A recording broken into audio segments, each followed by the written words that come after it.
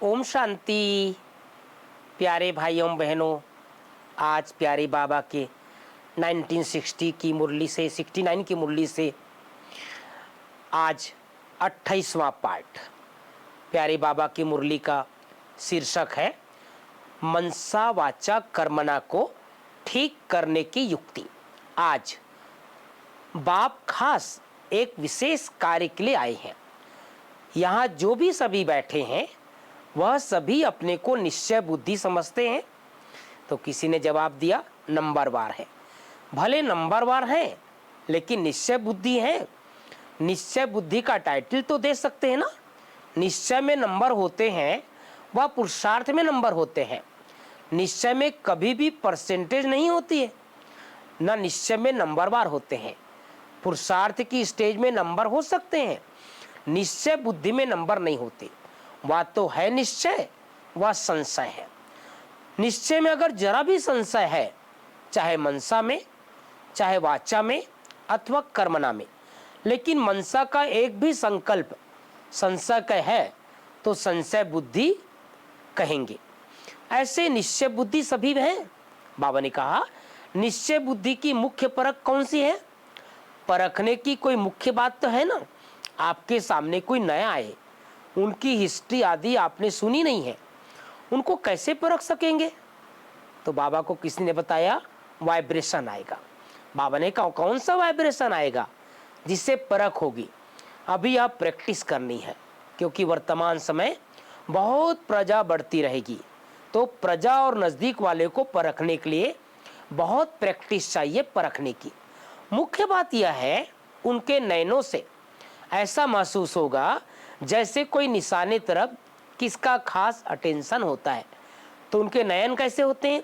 तीर लगाने वाले व निशाना लगाने वाले जो मिलिट्री के होते हैं वो पूरा निशाना रखते हैं। उनके नयन, उनकी वृत्ति उस समय एक ही तरफ होगी। तो जो ऐसा पक्का निश्चय बुद्धि होगा उनके चेहरे से ऐसे महसूस होगा जैसे कोई निशानेबाज है। आप लोगों को मुख्य शिक्षा मिलती है, एक निशाने को देखो अर्थात बिंदी को देखो। तो बिंदु को देखना भी निशाने को देखना है। तो निश्चय बुद्धि की निशानी क्या होगी? पूरा निशाना होगा। निशाना जरा भी हिल जाता है तो फिर हार हो जाती है। निश्चय बुद्धि की नयनों से ऐसे महसूस होगा जैसे देखते हुए भी कुछ और देखते हैं। उनके बोल भी वही निकलेंगे।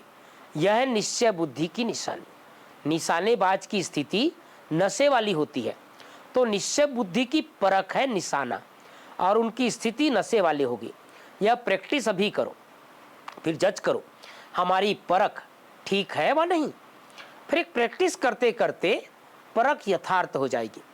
दृष्टि में सृष्टि कहा जाता है ना। तो आप उनकी दृष्टि से पूरी सृष्टि को जान सकते हो। मनसा वाचा कर्मणा तीनों को ठीक करने के लिए सिर्फ 3 अक्षर याद रहे। वह 3 अक्षर कौन से हैं? यह 3 अक्षर रोज मुरली में भी आते हैं।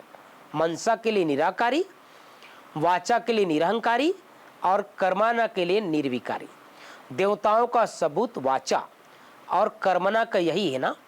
तो निराकारी, निरहंकारी और निर्विकारी, यह 3 बातें अगर याद रखी तो मनसा वाचा कर्मणा तीनों ही बहुत अच्छे रहेंगे।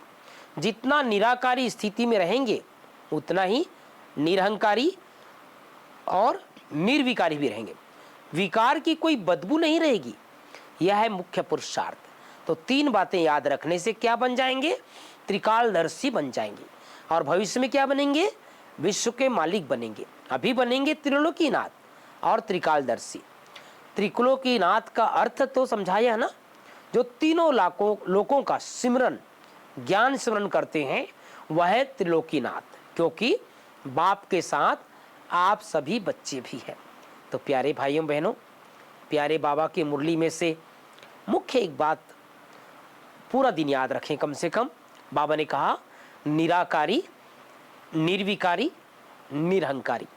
ये तीनों का सुंदर विश्लेषण बाबा ने बताया है।